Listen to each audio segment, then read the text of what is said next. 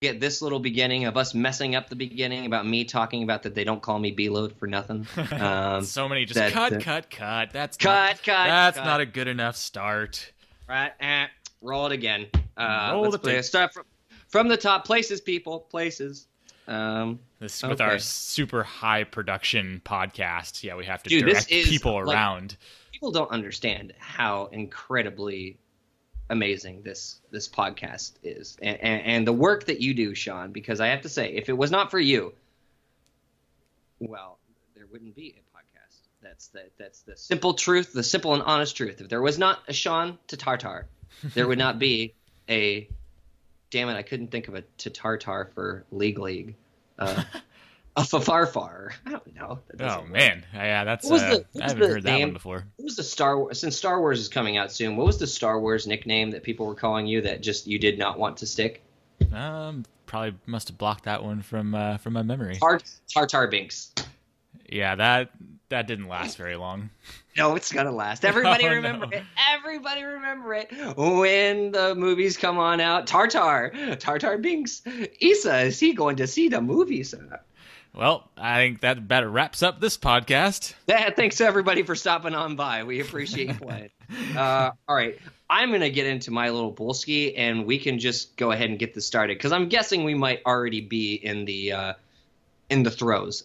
Oh, yeah. So to speak. Yeah, we're deep. Okay. We're deep in the throes. So why don't you kind of get yourself situated with that Bolski? I'm gonna pop open this beer and get that going, and then we can just sort of talk about fucking football.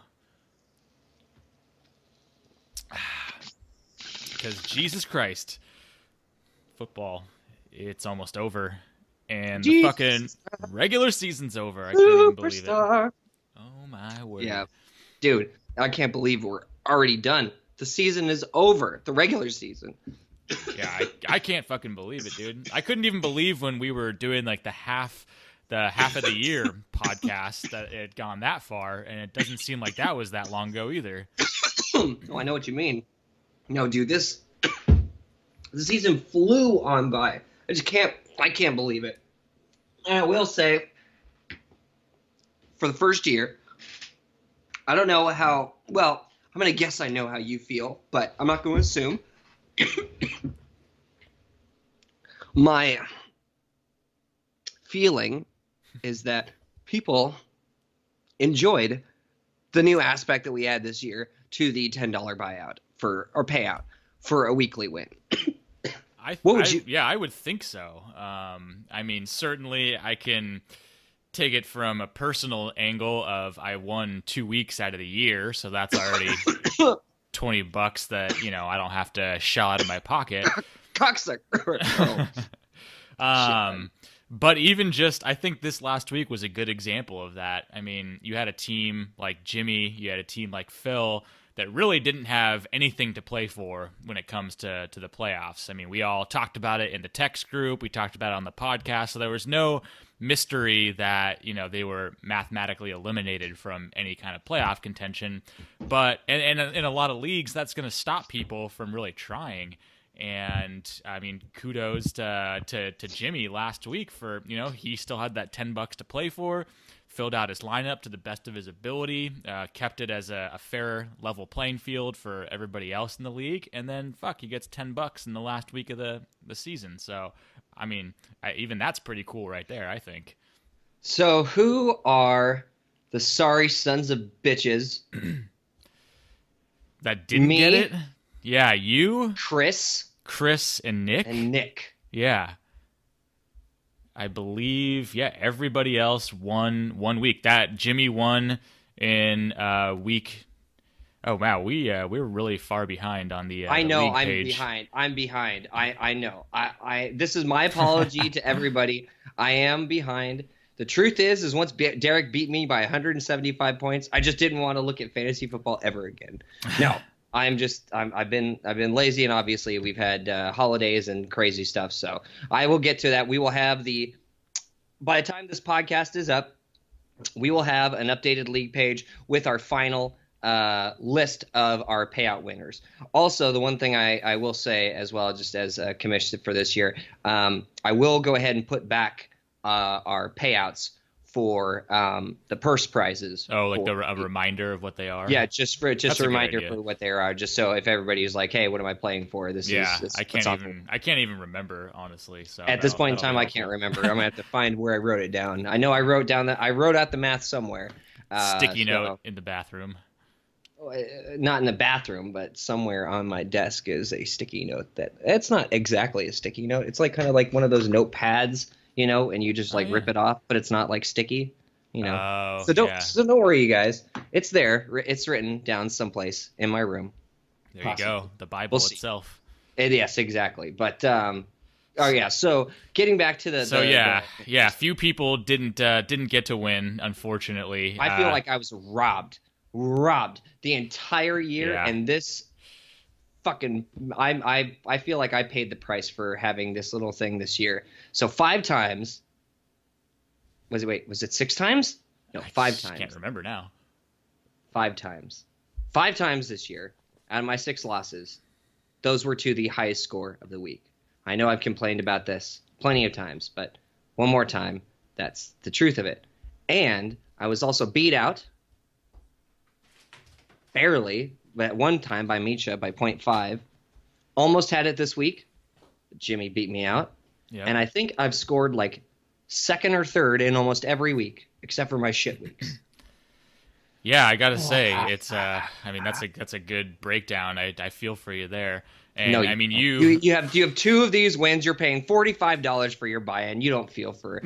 You know who doesn't feel for anybody is John. Yeah, John he was just like, he doesn't even like. I was like, oh, do I have to even pay at this point in time? You guys owe me money, right?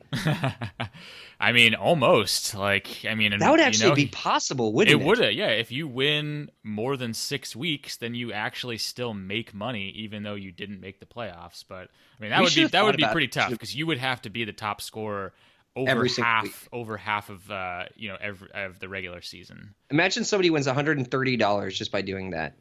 I mean, that would be something for the record books right there. Probably would be. I was just gonna say too, the fact that you are, all said and done, you have the most points for. I don't want to.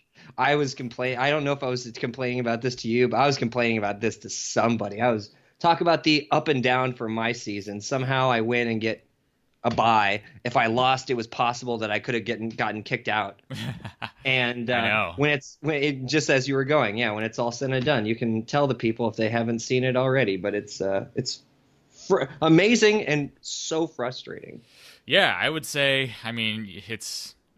Bittersweet might even be too soft of a phrase, because you made the playoffs and you got a bye, but you were the top scorer of the league and you never won any of the $10 bonuses, which I have the most points for, and I never once won any one of the bonuses. I think the telling tale on that side is that I think you're also the most points against. I think by how much?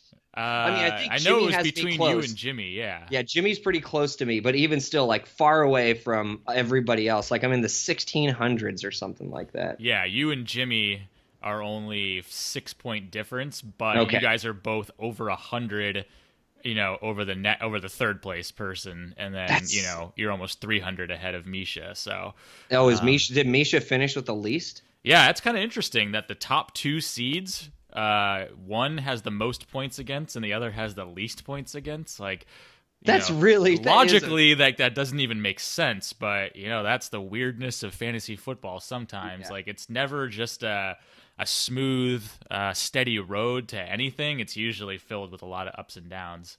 Yeah, no kidding. The thing is I have to agree, man. I don't think I've ever seen that before, where a team was the top in each category. They were the most points for and the most points against. Yeah, I mean, sometimes you see that during the course of the season. I know I've been in that spot, a few times in the past, but to finish the season with that, I would say I don't know if I've ever seen that before. Yeah, and in all honesty, I thought it was really when it came down to this last week, I thought it was going to hurt me. And we should talk about this this last week really quick and we can get into sort of the standings where everything ended up playing out, but. We were talking last week on the podcast about all the crazy scenarios that needed to happen one way or another for such and such to get in, for such and such not to be knocked out, who was going to get what place. The only person we knew for sure on anything was we knew Misha was locked for a playoffs, and we knew he was going to get one of the buys, right? Right. Yeah, we knew that, and then we knew that Phil for sure, no matter what, was eliminated. And Jimmy, I mean, needed an absolute like miracle of miracles, which basically impossible. But yeah, because that's all we Chris knew. Were tied at 5 and 7, but Chris still had more points. A lot more points. Yeah. Yeah. Okay. So that's the reason why. Yeah. Okay. So there were a couple kind of guarantees as far as making it versus not making it. But yeah, everything else in the middle was a clusterfuck of mystery. Yeah, no kidding. And we did say, when we were talking about it last week, if I remember, we did say that the most important matchup was going to be what happened between you and Joey Ray, because that was going to determine a lot of where people were going to end up finishing. So right? I think we kind of did say that. Now when I think back on it, I would say between our matchup, there was the most implication, but I wouldn't say it was the most like pivotal or the most key matchup, because it ended up being that John Glasgow's was the most key, because basically the where Glasgow sat kind of at the bubble boy that we were calling him was if he lost, that guaranteed that everybody above him would make it. So that there was just so much riding on just what Glasgow's team did last week. Mm-hmm. Wow. And he made it, unfortunately for him, he made it pretty crystal clear early on Sunday, what was going to happen with that. Cause, I know his matchup just never really even got that close. His team just dropped the ball last week. Man. And talk about, looking at the matchup right now, he had 1, 2, 3, 4, 5 people where the highest score was 4 points. Yeah. One, Devontae Booker only got him 0.5. Everybody else got him 3. Like that hurts. Yeah. I mean, he had a great game from Russell. I mean, that's been his savior. Aside from having Zeke for, more than the first half of the season of late, Russell Wilson's been Russell's the number 1 quarterback right now. Dude, he is so fucking consistent. Like, yeah. If you look at his numbers, starting from the bye, like who wouldn't want those numbers? 33, 45, 26, 22, 34, 27, and 30. That's fucking nuts, man. That's great. And I know that like actually won him at least one or a couple weeks, in particular when he was playing Nick, I think 2 weeks ago, and it was the Monday Night Football game, and Nick was just hanging on for dear life, hoping that Russell wouldn't have a monster game, and ended up getting, I think, like 27 or 34. It was one of those 2 weeks, and beat out Nick. So I mean, Russell was helping him out a lot. You know the truth? I actually think if Zeke had done the suspension at the beginning, that would have been much better for him. That's a fair argument to make. That I think John could have. I mean, maybe he wouldn't have drafted him if we already knew the suspension was going to happen. But even if not, he could have just figured something else out for the first half of the season when it's kind of a little bit easier to find some folks. And then, knowing that you're going to have your stud through the second half of the season, hopefully into the playoffs. Well, dude, I mean, Zeke's been out since week 9 was the last game he played, right? Yeah. So there have been 4 weeks that have happened. He's still the number 8 running back. That's fucking crazy. After missing 4 weeks. Yeah. He's still number 8. Christ. Yeah. Still in the top 10. So, I mean, gosh, like I feel like John absolutely had the chance. His team is plenty capable of getting those high points. I mean, Russell, just to round out on John, I think it's easy to say that when Zeke went down, kind of that's where John's season really started to teeter off, obviously. But he tried desperately to find a replacement in that running back slot and really just couldn't find it. Like, I remember, let me take a look at what is his schedule. Adrian Peterson gave him 1 or 2 good weeks, and it looked like he was found a steal there, but then he totally dropped off. I mean, he just tried this round robin of different running backs, and nobody really panned out for him.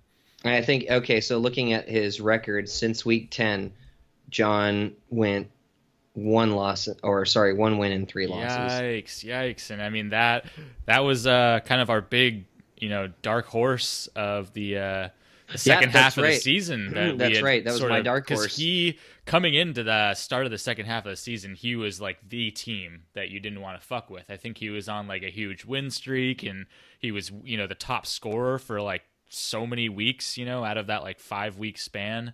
And then Zeke goes down, and the season starts to go down with him, unfortunately. Yeah, that's just a bummer, man. Sorry, John. We are saying a prayer for your team, and we'll be saying prayers for a lot of the other teams. Sorry, but thank you at the same time. Yeah, I mean, and made Sunday a lot easier just to know that we were all safe since he played the role of the martyr and took the hit, so the rest of us could make the playoffs. And, Misha didn't even have the greatest game. He had a pretty decent game. He had a great game from Travis Kelce, a good game from Gronk. Then you also had Cam, who's been pretty fucking decent these last, I don't know, what would you say? I mean, I wouldn't say decent. He's had some big games. Yeah, he's been pretty up and down, but he hasn't been terrible, and he's had some pretty big ones, too. Yep, that 43 against Miami, Week 10, that was a big one. And Misha gets his win. He is 9-4 and number one. Yeah, Misha best score by quite a bit. Yeah, continues his sort of not. What were we calling it? We were calling him the buzzsaw, a couple of years ago when he got to the championships, and He pretty much buzzed his way through the I would league. say he buzzed. Maybe he had, maybe like a different set of shears, maybe some, little quieter ones that you just didn't really see it coming. What would you call those? I don't even know, but man, he's just been kind of sneaky, in my opinion, the whole year. Yeah, he's not exploding, but he was he was pretty streaky. So he started the season, he was 3-0. Then he got his first loss to John, week 4. Wins against Jimmy, then loses to me. Wins against Chris, loses to Joey. Then goes on a 2-game streak, loses to Phil, and then finishes with a 2-game streak.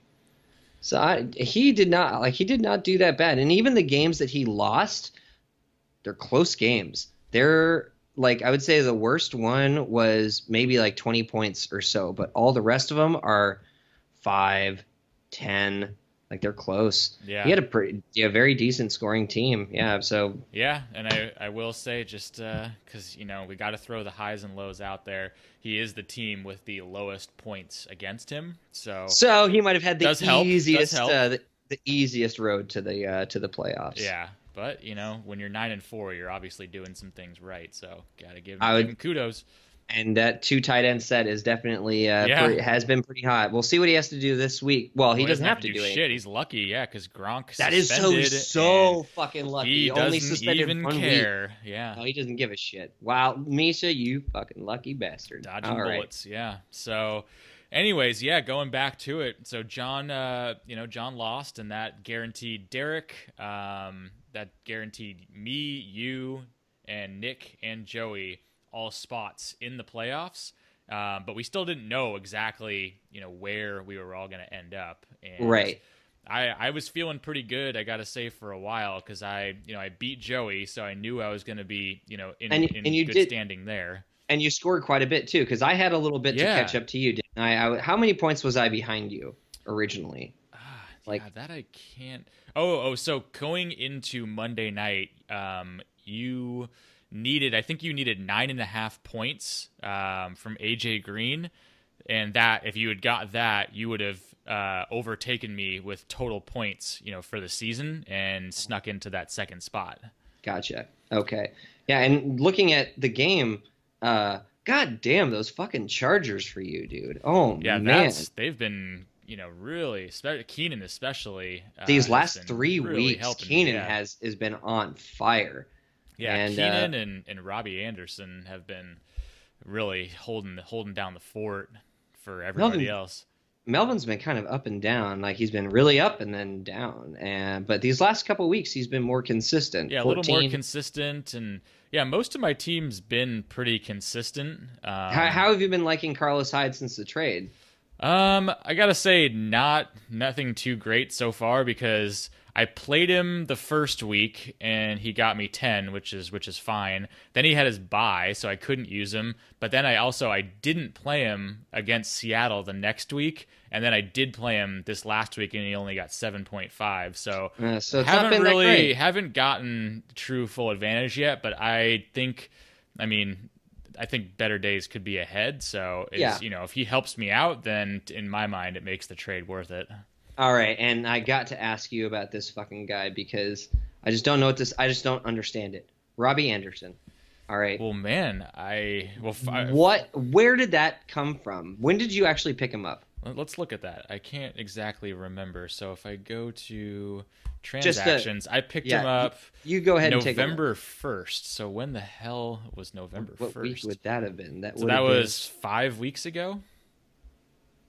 So week 9?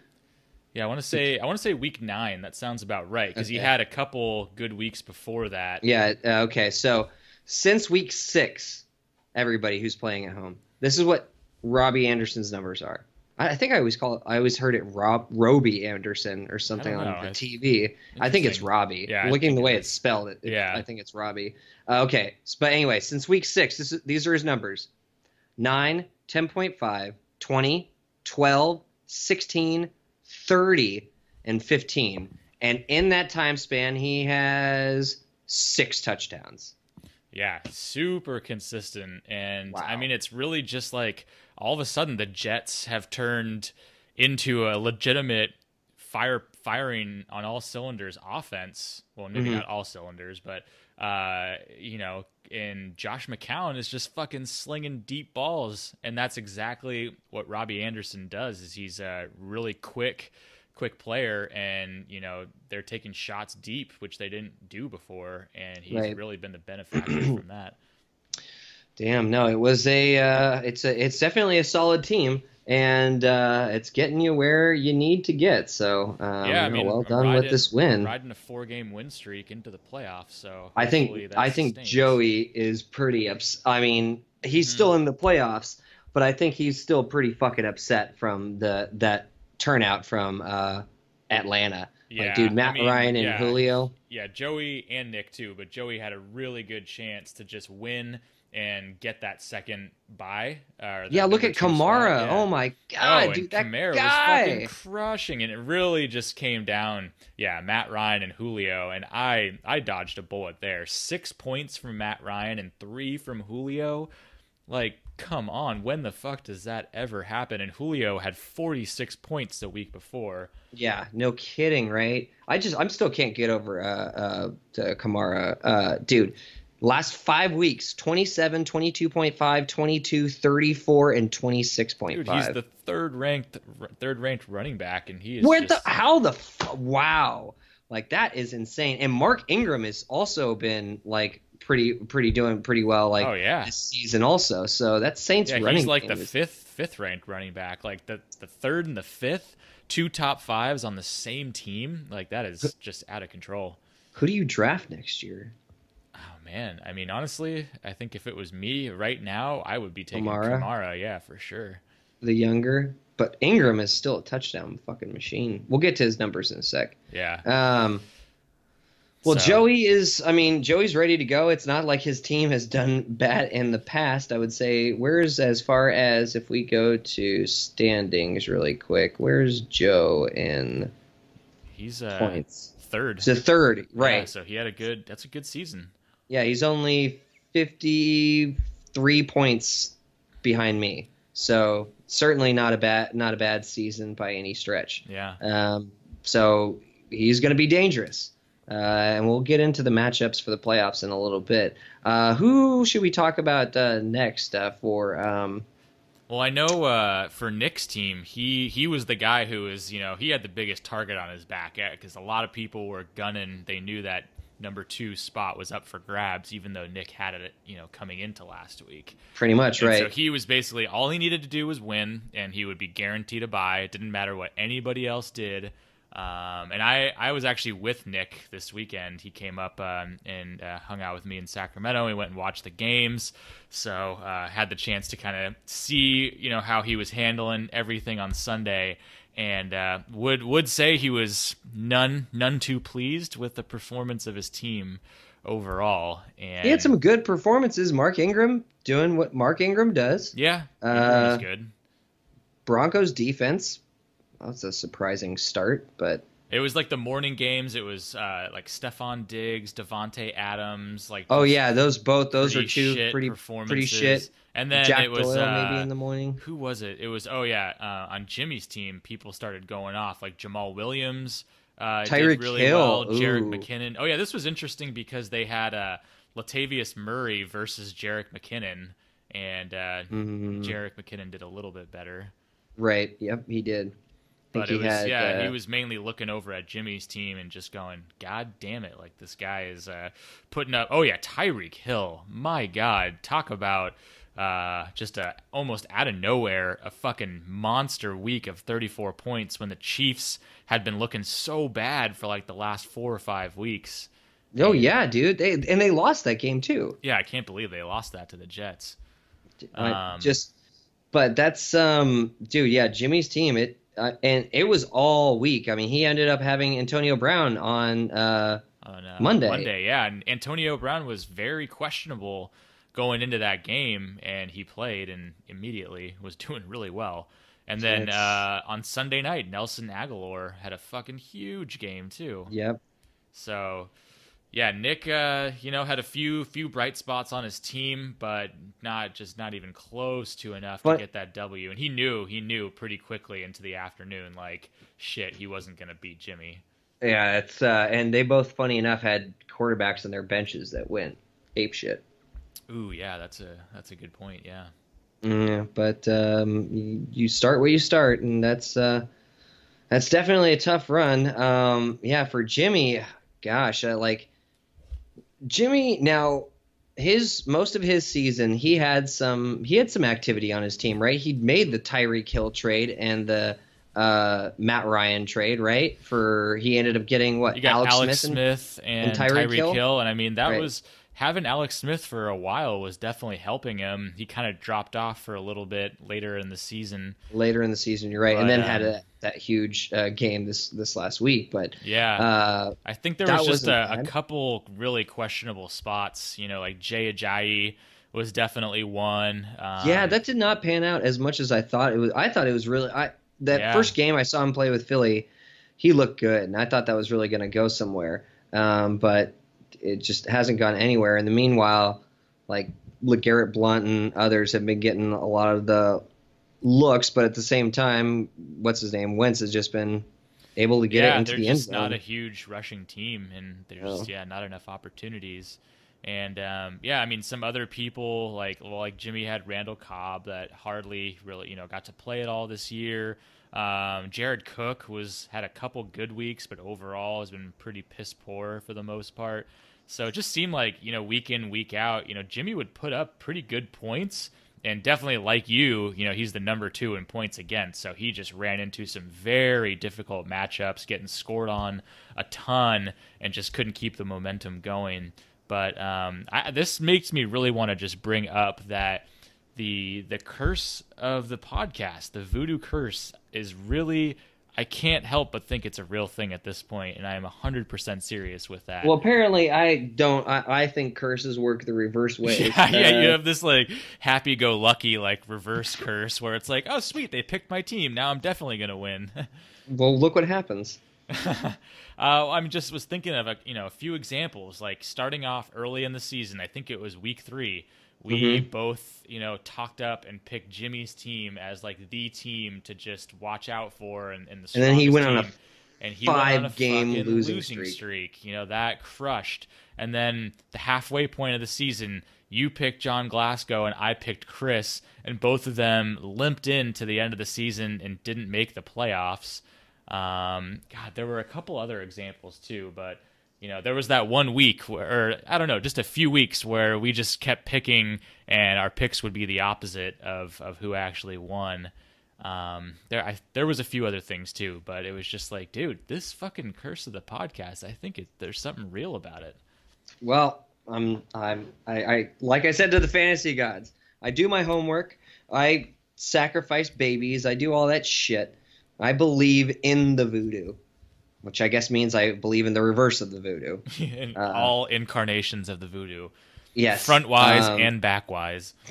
But, hey, there might be something to it. I mean, dude, Jimmy had a good second half of the season. He did everything he could try to do to get back into place. I would say those 2 losses in the middle, like to you and to Derek, those were probably fucking actually devastating losses, like that he needed to get back into get back into contention. That 5-game losing streak just really, made it fucking almost impossible for him to come back after that. He won 4 out of the last 6 games. Yeah, normally you'd think he'd be in real good shape at that point. Yeah, but that was rough. Yeah. So sorry, Jimmy. But Nick loses that matchup. But hey, congrats, Jimmy. You won $10. So even though you didn't have anything else to play for, you still get some money back in your pocket. That's true. And Nick ends up dropping down into the 4th spot, so goes from 2 to 4, and Joey is down in that 5th spot after he lost to me. So both of those guys dropped a couple places, and then Derek got a win and solidified. Wait, did Derek win? I can't even remember. No. Derek lost. But it didn't matter. Because John solidified him the playoff spot. That's right. Yeah, so Derek, had actually probably one of Derek's worst weeks in a while, I would say, at 93. Yeah, Brady didn't do anything for him, only 8 points. They still beat Buffalo, but... You don't think that's going to happen when Brady doesn't throw for a touchdown. Yeah, that's a fucking rarity right there. Mm-hmm. Only happened one other time this year. Yeah, that's probably won't happen again if I was betting on it. Probably not. Zach Ertz had the concussion, so he missed some of the game. His kicker didn't do much. Frank Gore had to go up against Jacksonville, didn't do much. So, yeah, pretty piss poor week for Derek's team, but it didn't even matter because he didn't have to win. And maybe he can rest easy thinking that when his team really shits the bed, it really had no impact on pretty much anything. Yeah, that's true. And poor Chris. I mean, his team was doing everything they could to try to get back into position. And in all honesty, what did he really need? How many more points did he need? So he ended up being 14-37. So he was like 63 points behind Derek in the end. Yep. So it pretty much wasn't really possible, that's about as big of a differential as you could honestly ask for, fucking almost 45 points that he beat Derek by. So right. No, just yeah, he a little too much to climb there, but yeah, Chris was close though. No, I mean it's just shitty. And looking at now Chris is him and John are the only 6 and 7 teams not to make it, right? Jimmy as well. Oh, Jimmy, that's right, because Jimmy is also 6 and 7. Yeah. Okay. And he goes, I remember I got Chris was not happy. You get a win and you get knocked out of the playoffs and all the way down to 9th. Yeah, that is a bummer that he dropped down to 9th after getting a win, but it's just all the records ended up tying on up together. Yeah, it was just such a fucking jam up in the middle of everything. Dude, yeah, so we have 4 teams finished with 6 and 7, 3 with 7 and 6. You got Joey, his little tie, 6 and 1. Yeah. Poor Phil had a rough season, 4-8 and 1, yeah. And then Misha with that easy schedule. So what are we gonna call him now? If we're not gonna call him the buzzsaw, what is he, like the sander? Yeah, a light grazing. call him flesh wound. Then he got the 9 and 4, so it was it was definitely a good season. I don't know if did we cover all the matchups. I guess there was mine and Phil's. which Yeah, I what? mean, Yeah, I mean, I remember you had that real nice AJ performance. Yeah, 145. You definitely had a real nice week there. yeah, there wasn't. I would say Eagles defense, but they were going in against Seattle, which it wasn't going to be a good matchup anyway. Carson did better than I thought he was going to do Yeah, he against was Seattle. doing real bad until like the fourth quarter, and then he really had to start slinging it around. Thielen had a somewhat quiet game, I guess, but But dude, Todd Gurley, man, what a bounce back. He's finishes the regular season as the #1 running back. yeah, I mean, other than that one game, that game against Seattle where he got stuffed, Dude, he's been on top of it. that's pretty crazy. Only 1 week where he didn't have double-digit fantasy points. Funny enough, that's going to be my first week that I'm playing. Is they're going back up against Seattle in Seattle, Ooh, so yeah. that's going to be a pretty matchup. The Rams are a bit of a different team now, though. Yeah, dude, I can't. Rams are wow. Who would have said that about the Rams? Exactly. Who would have said Jared Goff would have been somewhat decent starting quarterback? Yeah. I know. No. Yeah, and Larry Fitz, I would say, is the other surprise. Even with the fucking dog shit quarterbacks, he can still fucking put it up. Yeah, and get it even done. with fucking Stanton throwing to him, he still gets 20 points last week, and the #7 wide receiver. So yeah, he's really good this year, and Evan Engram too. What a nice little bounce back, even with Yeah, Geno I Smith really throwing to him. needed that. Evan Ingram had a 2-game down spell, which was during my little 2-game losing streak, Yeah. and so that certainly helped Well, I me. heard that Eli is back as the quarterback now. Now after they fired their fucking Yeah, head coach, so- I think they fired their GM too. Yeah, they did. They fired both of them. So you think that would probably help out Evan Engram, because he and Eli had a nice little. I thought they were working well together. Going. Yeah, definitely. And on the flip side, you had Phil, who just gosh, there were just too many positions that put up just dog shit. Jordy Nelson, Yeah. without Aaron Rodgers, Jordy Nelson, I would say, is just a straight drop.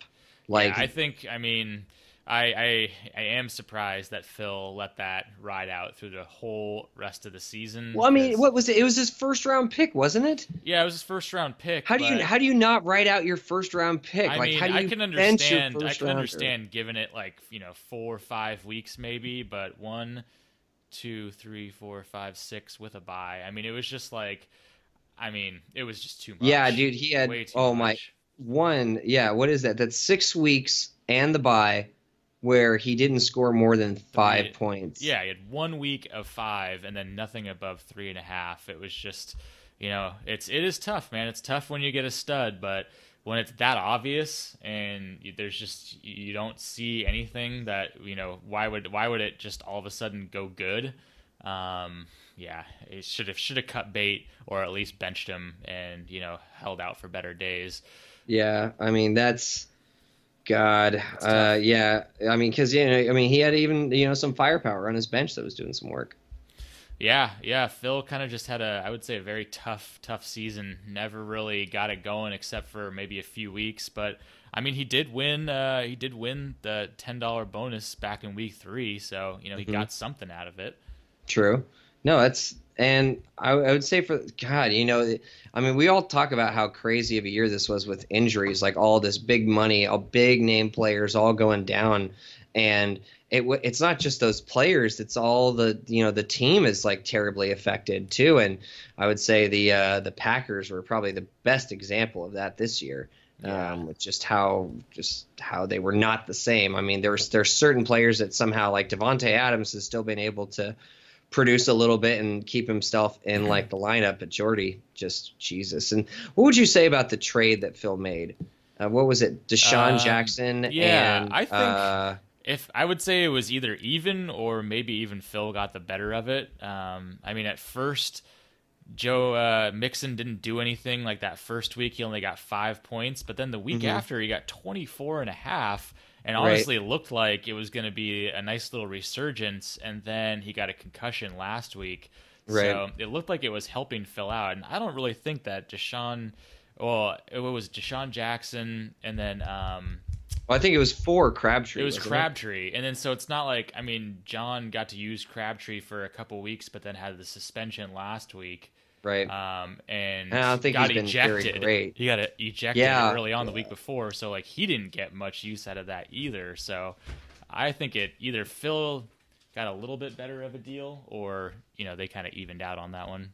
Well, I mean, Phil, I think, yeah, you're right. I think it was just a tough season, tough luck. Jordan Howard just was not what I think any when of it us comes thought to he was going to Phil's be. team, it was just a really disappointing just draft. Not that he drafted badly, like if you were at it at that time, but just the way people performed. Like Jordan Howard, I know he drafted him early, like you were saying, finished 13th, not good. T.Y. Hilton, like what a disappointment.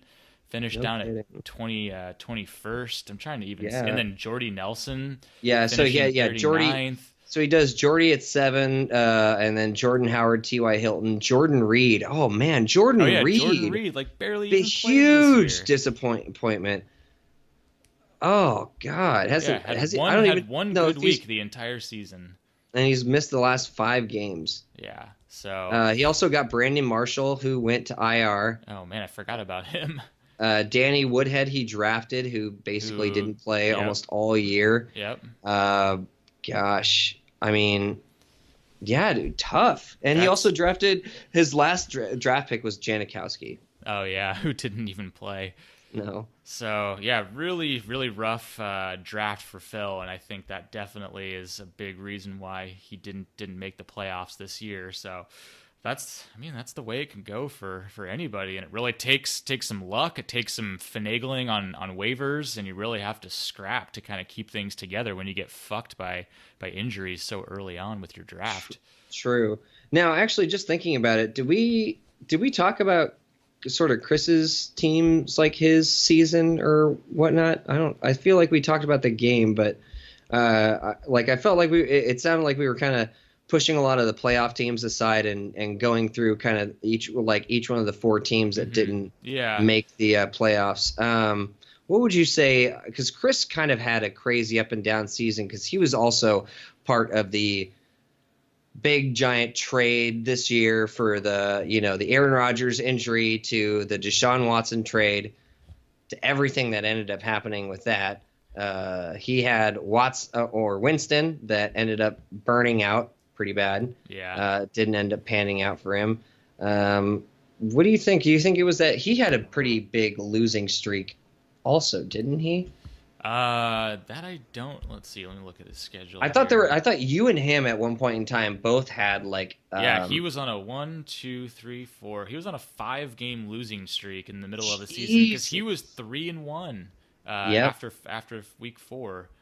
And did finish out the season pretty strong. He finished out 3 wins out of the last 4. But yeah, that middle of the road losing streak was really bad. I don't really, cause I can't even remember, what was really going on at that time. I don't know why he was losing so much at that point. I mean, just even looking at there was 3 weeks in the very end of it where his team was really doing bad. So let's take a look at that. 86. Jesus, that. So he was starting Zach Miller, John Brown, Eric Decker. Like, who? What? You're struggling like at this point, like trying to put something together. What happened? Let's see. So that's week 7. God, that was okay. So that's 89. So yeah, the very next week. Dude, you started people like Josh Doxson, Kenny Stills.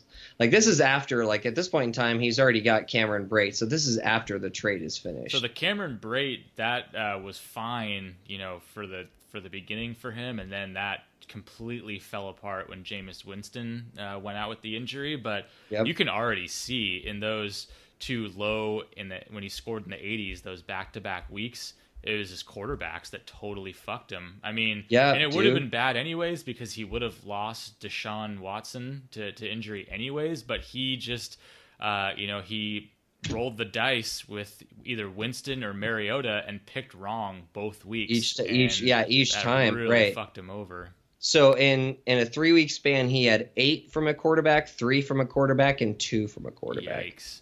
And then from there, it was kind of the Fournette drop off, where Fournette. What so the fuck good. happened to that? Like, Well, he got injured. Right, he got injured and he missed what, 2 games? Yeah, he missed 2 games, and then he had a bye week in there as well. And then, it was pretty just up and down and not too great through the rest of the season. Like, it was like polar opposites to his season. No kidding. Like, he started so fucking good. Yeah. Wow. And so that really dropped off and hurt him. And yeah, you thought he was going to be just unstoppable with that 3-headed monster that we kept calling it, but it just wasn't enough. And then even LaShawn McCoy had some pretty crappy weeks for a while too. Oh, dude, LaShawn McCoy was so up and down. Like going from week 9, he had 2 games, 2 and 6.5, and then 1 game with 9.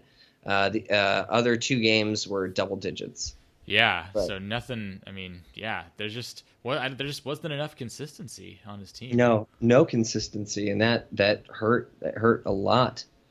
Jeez.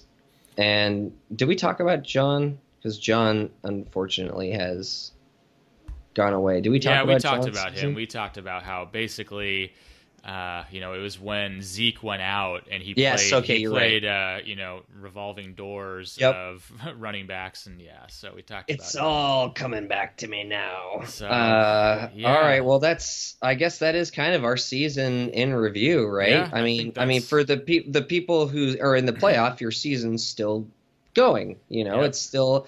There's still games to be played, and we have 2 of them coming up this week. So we could talk about those if we wanted to. Yeah, I mean, might as well do a little preview of what's to come. I mean, a lot of people in our league this week, may not be paying too much attention, whether they didn't make the playoffs or only 4 people. Well, are not I would say attention. 6 people, because 4 teams didn't make the playoffs and 2 I'm have paying buys. attention.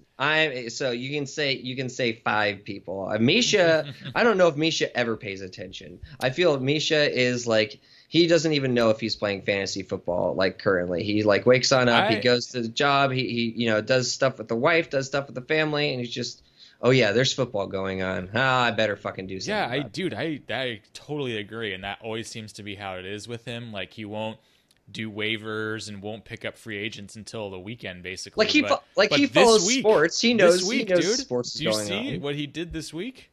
Wait. He did. He used a waiver claim this week. Well, I saw the claims go through, but I didn't know he used it on Mike Davis. Ooh. He'd used 2 waiver claims. Wow. Well, I mean, he used technically 2, to get back to the bottom. So he got Mike Davis, and then he picked up Redskins defense, which has a matchup against Arizona in Week 15, and then Denver, and then the New York Giants. So Misha's definitely looking ahead to after his bye and what he's going to have to work with, and already picking up some pieces that he thinks he might be able to use. Look at this silly guy. All of a sudden, Misha's he wakes up in the playoffs. You never know what will happen. Well, dude, I mean, this is crazy 2 matchups, I would say, because all of these teams playing, every single one I would consider to be dangerous. It could easily go on up at any time. All have good pieces. All have put up, some very strong weeks, some streaks and things like that. So I think it's going to be even though there's only 2 matchups that really count, it's going to be a fun week to kind of see what happens and zero in on some of these. And I mean, let's just dive into Nick and Joey's. I love the classic Nick and Joey matchup, but not love it whenever not even just fantasy football, but anytime Nick and Joey, are just arguing about something or are competing in some way. Yes, these 2 are very competitive. I would say they're very competitive individuals, just by themselves. Yeah. But when they are playing each other, it seems like there is a rivalry that goes back a long way. Some history there. Totally. It might be video game history. It might be like soccer history. It might be lady history. Yeah, it might could be, just be the basketball courts of Rancho Elementary School. Yeah, exactly. Like, so one of the other like schooling them like in fucking a horse or some shit like that, exactly. And it's just stuck with them because those two get fiery. Oh, they lived in the dorms together freshman year. Mm-hmm. I mean, that's when you really, can get under someone's skin there, close quarters like that. So there's this, intriguing matchup. Not even just on paper, but just them two going at it is always fun. I can already predict it's going to be a lot of Joey texts coming towards Nick and a lot of Nick just ignoring them because he can't fucking just deal with that shit. I feel like every time, I don't know, Joey must understand that Nick gets all of these texts, and it's not that he like ignores them. He must, like, I imagine Nick reads them and has a little like fucking like fury of curse words. Yeah. Like just every time, like son of a fucking yeah, like, God damn it. Yep, exactly. I feel like that this is the relationship for these two guys that have been friends for fucking years on end. Now, do you think their lineups are set? I mean, probably. Thursday games. I mean, they both have this Thursday game is going to be huge for their matchup. Huge. It's going to be a huge implication, or a huge implication. So they've got 1, 2, 3, 4, 5 collective people going, and these are pivotal people too. We're not talking little flex spots here. And so who you got? So you got obviously it's Atlanta and New Orleans, which I think sounds like a good Thursday matchup. Game, yeah. So you've got Matt Ryan, Kamara, and Julio for Joey. Yeah, big time. And then obviously, excuse me, we got Ingram and Will Lutz. Kicker. He's got kicker too. That's right. So yeah, big matchup, and it's cool. I mean, we were just talking about how Ingram and Kamara, have been 3 and 5, 3 and 4. Ingram's the number 4 running back, and they're on the same team, and now they're going against each other. So I'm very intrigued to see how that's going to shake out. Is Kamara going to keep the hot streak going and outpace Ingram, or is Ingram going to be like, bitch, no, this is my backfield. You fucking get out of here, you little peon, and just take all the end zone looks. I don't know. Dude, I think it's actually kind of crazy that they're both going to be rooting like for the Saints, but they're just not for the other running back. So anytime the other running back is in, they're both going to be cursing at the screen. Fucking shit, why does Mark Ingram have the ball? Why the fuck are they giving it to Kamara? God damn it. And then Joey's got obviously Matt Ryan and Julio. So on both sides of the ball, Joey's got stuff to watch here. And then Nick's just hoping that New Orleans just rolls the fucking table. This is going to be a stressful game for Nick to watch, I would imagine. Yeah, I think so, because Nick's got way too much looking out at Joey's team, just going, please don't fucking go off. Don't catch that. I will say that those pieces are some of Joey's biggest pieces. So if you can get through that, really all you're looking at left is Kareem Hunt, who has not been the same person that he was in the beginning of the season. Yep. Marquise Lee, who going against Seattle, which doesn't terrify you. Marquise Goodwin on San Fran. Jimmy Graham, okay, but he's going up against Jacksonville. Yeah. Yes. DeMarco, who's been up and down, but going against Arizona, which could be what are Arizona ranked for rushing? Not good, I would imagine. No, 9th, actually. This is surprising. Okay, it's better than I thought. So the rest of his team is not all that. Yeah, like if terrifying. You had to say these are my studs on my team, I mean, he would probably say, I mean, usually, your quarterback's in that picture. Kamara, 100%, and Julio, you would definitely put him in that category. Like these are his studs going on Thursday night. Yeah, now Nick has a stud. Mark Ingram has absolutely been one of his studs. Absolutely, yeah. But, if you can get through, that night and Joey doesn't score all that much, then, it's not so terrifying. Vice versa, if you're Joey, you need to get scores from your guys on Thursday. This is an important game for you. Otherwise, you're going to have to make it up in all the places where you don't really want to make it up. You don't want to be making up points with a kicker or a defense. He did pick up Chargers defense with that waiver pick, and they're going up against Washington. Yeah, so defense. that'll be interesting to see how that turns on out. So, yeah, obviously tomorrow is going to be huge for their matchup. And then Nick's also going to roll out his new quarterback, Josh McCown, who has been going crazy the last 2 weeks, 31 and 33, and he's been rushing like crazy. He has a shitload of rushing touchdowns.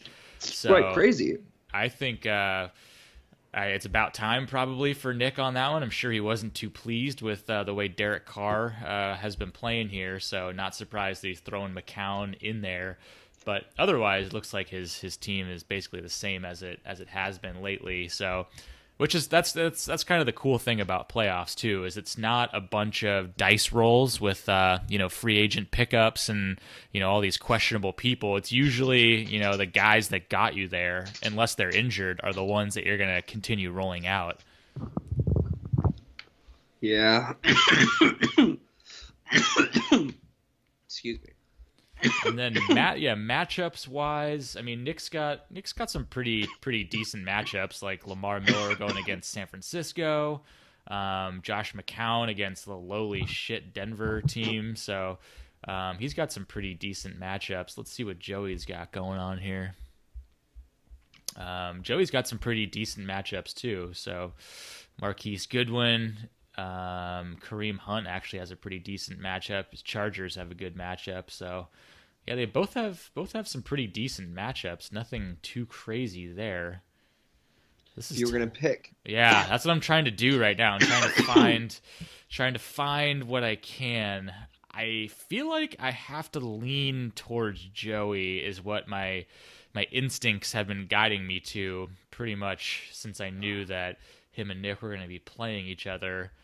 I think Matt Ryan and Julio they could definitely have a big bounce back week. They're playing at home in their dome. Against a division rival who are more than likely going to be putting up good points as well. So it's going to have to be kind of a shootout, I think, in this game. So I would not be surprised if Matty Ice and Julio have a nice bounce back game, and certainly think Kamara can have a really nice game there as well. And Mark Ingram is questionable, so that if anything happens there, that's obviously going to be a huge. But who's he gonna put in?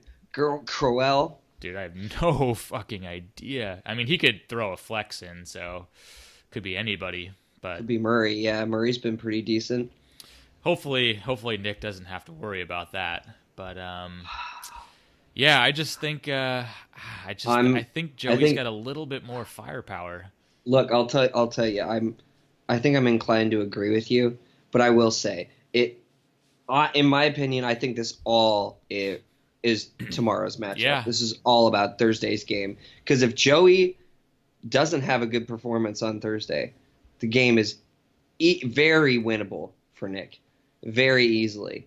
But you're right, like Matt Ryan, Kamara, Julio Jones at home against New Orleans on Thursday night. That's either ripe for like glory or disaster, and Basically. I'm siding on glory because I feel like the writing's on the wall there. If I was going to put money on it, that's where my money would be put, on that being a high scoring game. And if that's the case, Nick would really need everybody to show up. Nobody could be taking weeks off. He couldn't have any bullshit from Jack Doyle. No, like 20 points and then 1 point, and like 12 points and then 2 points. Like Stefan Diggs has to be like he was at the beginning of the season. He's been 8.5, 4. Like he needs his players to show on up. Devontae Adams somehow has been pretty good these last couple weeks. Yeah. Except last week he had a 6. But before that, 17.5, 17, 16.5. So the points are there for Nick. It's easy for him to get. But I will say I do think this rests on Joey's performance, and I would agree with you. I think Joey right now has the way it's looking has the better chance to come away with the W. Yeah, I think that's the way I'm leaning too. I mean, Josh McCown could certainly have a really nice week against Yeah, he Denver, who's could. been struggling. And, if McCown can score more than Matt Ryan, Dude, that's all Lamar certainly, Miller. yeah. I would say anytime Lamar Miller has a great game, Nick wins. Like that. I would say that's always going to happen. Anytime Lamar Miller has a good score, Nick is most likely going to win.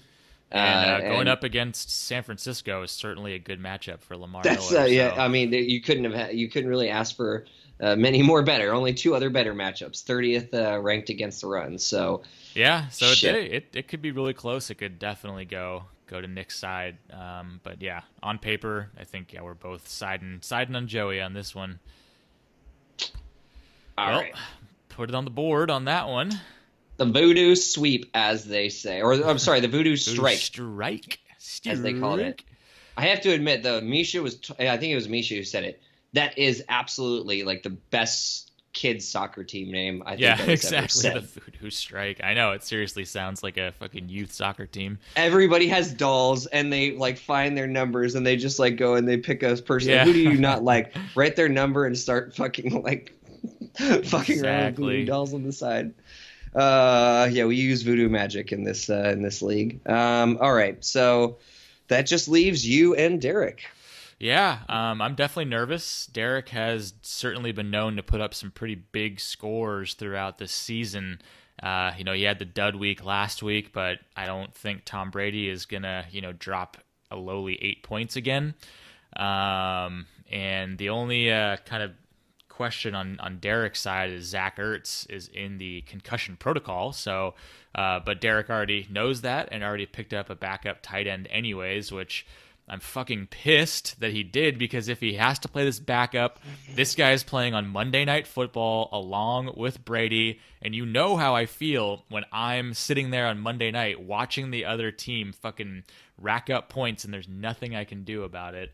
Anyways, Like you could side rant. like you could do anything about it on Thursday or Sunday. Well, that my team could do something about it. Maybe your team could do something about it. Like you mean you had the opportunity to switch them out for somebody else? No, as in like, oh, okay, well, Brady threw a touchdown.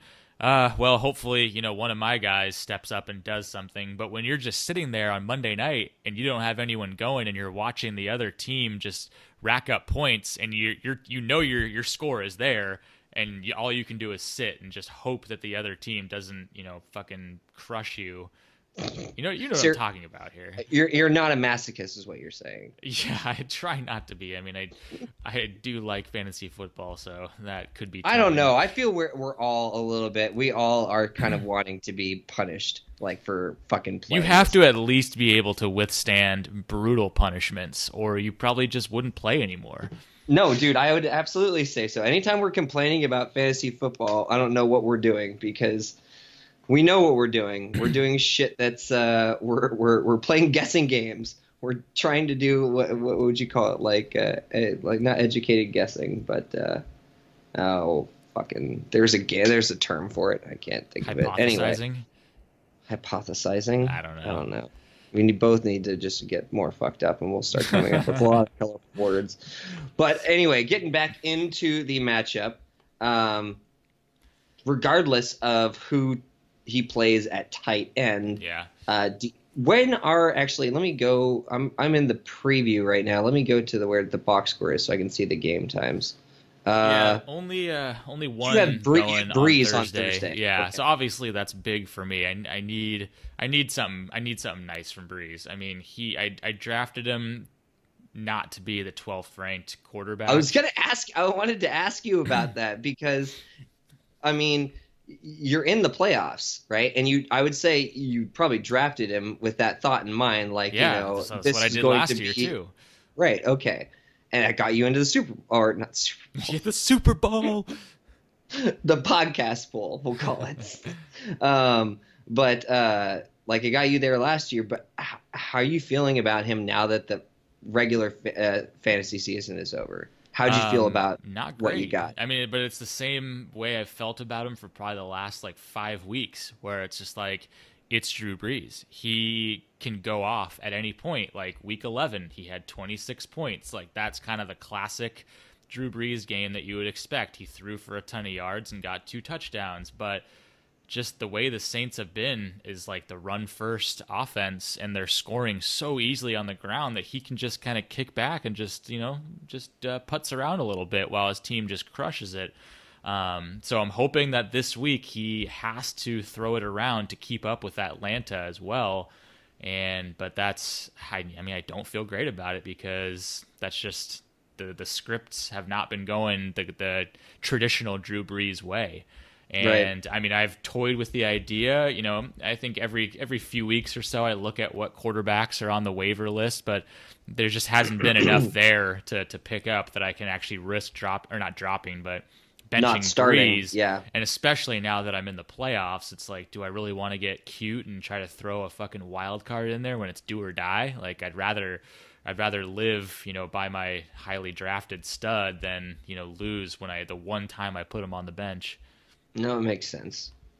So yeah, so riding him. Hopefully he does well. And honestly, for the most part, I feel pretty good about the rest of my team. Don't see how you can't not feel good about your Chargers. The way yeah. Melvin Gordon, I guess maybe you might have some hoping that the consistency stays up, and maybe hoping for some of those bigger game like he's had. But I'm not worried about it. If he gets me, 12, 14, 15 points, I can live with that. And he certainly has the potential to bust out more than that. And at least his floor has been pretty high for the most part. Absolutely. And dude, your receivers, they have been fucking just Robbie Anderson. I know Golden Tate has been kind of an up and down for you, but you also had Robert Woods that you were playing for a while when Robert Woods was having that crazy hot streak. Yeah, definitely bummed that he's still, who knows when he's coming back. Would love to have kept using him, but Golden Tate, for the most part, pretty solid. A couple bad weeks lately, but he's just a guy that you kind of just set in there, and yep. You just you hope he gets a lot of receptions. We have three wideout spots, so you're going to be putting in obviously everybody wants to be putting in stud wide receivers, all the way through, but you're going to be putting in some. The only thing that makes me nervous about Golden Tate this week is that Stafford is definitely injured, his hand and I think his foot or something like that also, and he may not even play honestly this week. Well, so let's say he doesn't play. So that's why you just picked up Kenny Stills. Yeah, gotcha. So that would be who I would throw in because Kenny Stills has been pretty decent lately. Gotcha. So we'll see. Otherwise, I'm rolling with what's there right now. And then Derek, obviously got at the helms. Tom Brady at the helm. Marshawn Lynch has had a nice resurgence ever since you dropped him. Let's see. That makes me so angry. I can't believe that. I just cannot. Not that you dropped him, but just that he started doing right after that. He was fucking garbage. No, he was so bad. He was fucking garbage. He was getting himself fucking ejected, smacking referees and shit like that. Oh, baby, that just pissed me the fuck off. And he was, dude, he had those 2 games, 1.5 and 1. I started him those games. Those hurt. Really I badly. felt those. Yeah. Yeah, dude. For that first 8 weeks of the season, dude, he was shit. And there he goes, and Derek picks him on up, and dude, one man's trash is another man's treasure, as they say. Yep. So Derek, enjoy my fucking trash. You enjoy it. You don't even listen, but enjoy it. Hope my garbage tastes good, you dick. Alshon's been pretty good as of late, so that kind of makes me nervous. Dude, those Eagles, man. You never know.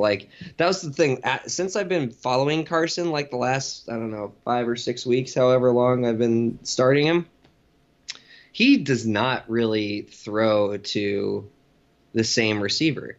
He just kind of I feel like there are times obviously Ertz has been, ridiculous. More consistent than anybody, I would say. Right, absolutely. But when you look at the actual, the numbers, like it's only really the beginning of the season. Like, so it was like the beginning of the season, he's getting a ton of looks and of catches, right? And then you start to get near the middle part of the season, they start to drop off and they start to tailor either to not to Jeffrey, but to what's his name? Aguilar.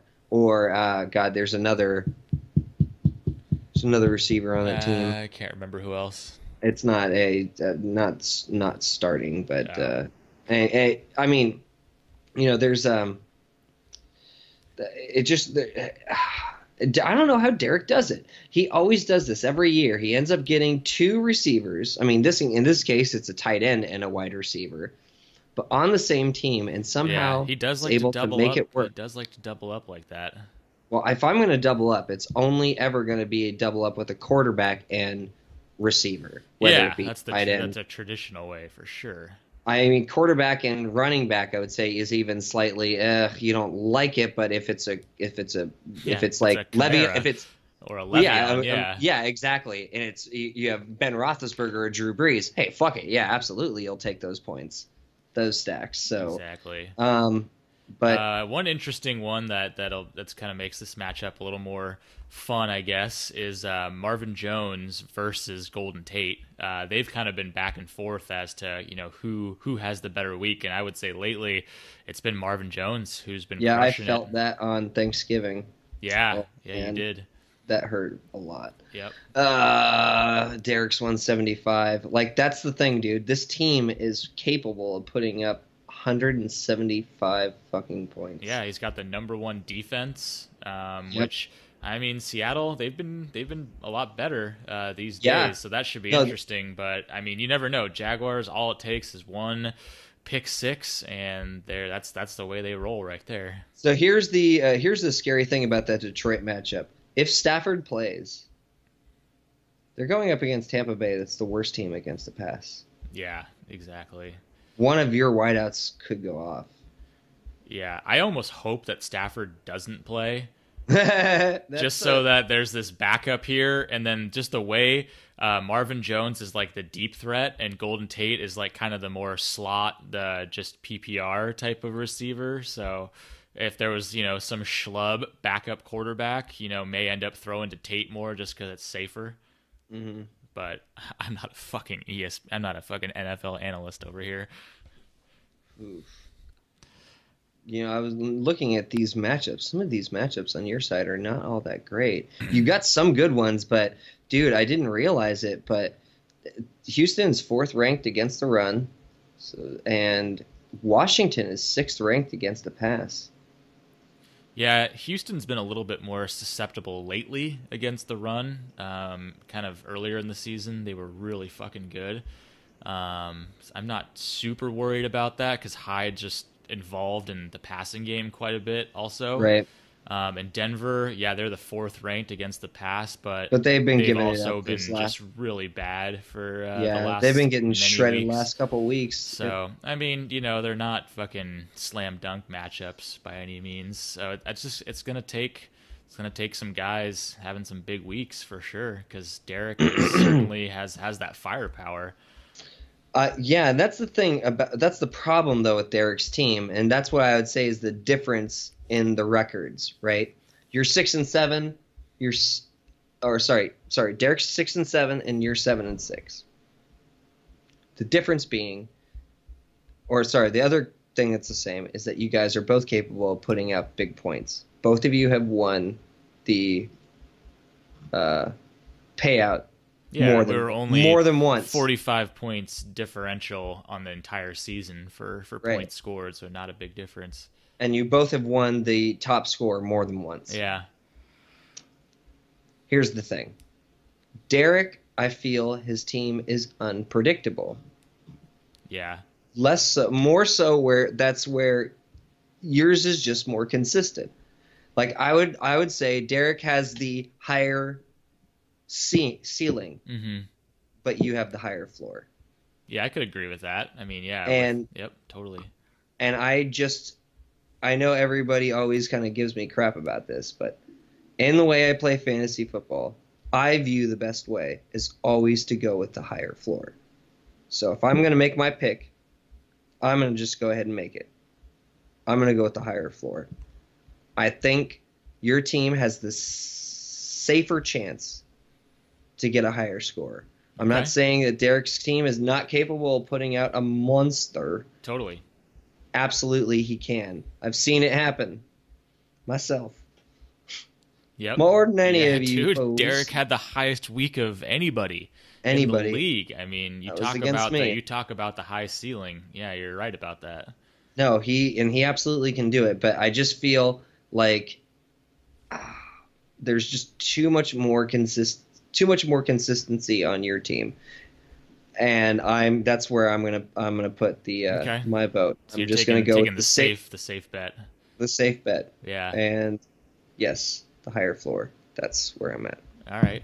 Well, I'm gonna go with my consistent fashion here, you're gonna not voodoo strike yourself, and you're gonna vote against yourself. I'm gonna take Derek's team, but I'm very worried that he could have a big week this week. Well, that's obviously why you're picking him, because you're worried that he's gonna have a big week. I remember watching some of the New England game last week. I thought you were about to say I remember watching some like voodoo stuff. I was watching a couple documentaries about the truth behind voodoo.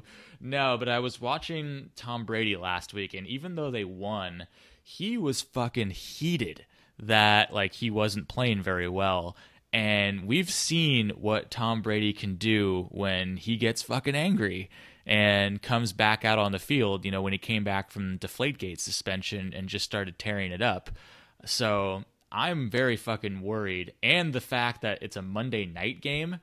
So you get to watch this. And I'm going to get to watch it. And I mean, I will have Gostkowski. So I will be hoping that Brady's drives stall out so that Gostkowski can come clean it up with some 50-yard field goals. But God, you've never been as much of a Miami fan. If Brady has a big game, it's going to take away from Gostkowski, and it's going to fuck me. And I'm very nervous that Brady's going to have a big game this week. So, I know your own personal juju magic. There's some juju going on here. I've figured this out. I know what it is. And for those who have been paying attention at home, you guys know as well. We won't have to say it, but we know what it is. Yes. So it sounds like we're splitting this decision. Splitting this one, yeah. And it will be 1-1. Who will take the cake? We will find out. Well, starting tomorrow, because we got the big matchup, as we said. Yeah, for a lot of Joey implications and, tomorrow. And I mean, I've got Drew Brees going, so both matchups have some big pieces going. It's going to be interesting. I'm excited and ready. I hope that we still have some listeners. I know that a lot of people are kind of checking on out if you didn't make the playoffs. I know I probably would be. I don't know if I would still be showing up for the podcast if I wasn't in. No, at least for the first half. I mean, just get a little wrap up, a summation of the season. Yeah, and, I'd show up to complain. Just suggestion box has been full since day one. Sorry, there's no more room. Dude, yeah, no, it's definitely been a good season, and I had a great time. I will do my best and get a new league post on up, so we can at least have the recap of all the different scores, and maybe I don't know, maybe I can do something cool where I actually show the what the score totals were, or something like that, so you don't have to like dive into the page, or I don't know, but I'll figure something out. I'll post something good, but Sweet. It was. I had a good time this season. I'm glad everybody stuck around. We had a good time. I know people had some questions as far as paying out was concerned. I think we'll end just so for everybody listening, and I'll put it into this message as well for that one that doesn't listen. No jabs, Derek. Just kidding. But we'll probably end up doing like PayPal, or I know people also use, what is that other one, Sean? Venmo. I don't use Venmo, but I can download it for those who only use Venmo. Dude, so we can just make sure we get. Welcome to 4 years ago. You could finally catch up to life the last 4 years with Venmo. I'm telling you, dude, nobody uses Venmo like down here that I've like every place. Bullshit. No, I'm not saying. I feel like Venmo is really really popular up in the Bay. I mean, I think if you just dove into the numbers and looked at the amount of dollars transactions that go on in Venmo, you'd probably be surprised. But yeah, Well, it's obviously big in the Bay Area since it's a kind of a techie thing, I guess. a techie thing, and the Bay Area isn't really all that big in tech. Nah, Last time I checked, definitely tech averse. No, yeah, that's We not like the we like place you our go. guns and our land. Just smack my ass and call me Sally. Uh, well, all right, guys. All right. I don't know if there's anything else to talk about. We'll get to all those details later on. But good luck to those playing this week. Misha and me will be relaxing and enjoying and watching along, and we hope everybody else is as well. But stay safe, boys. And I guess that's all, folks. Keep it flossy.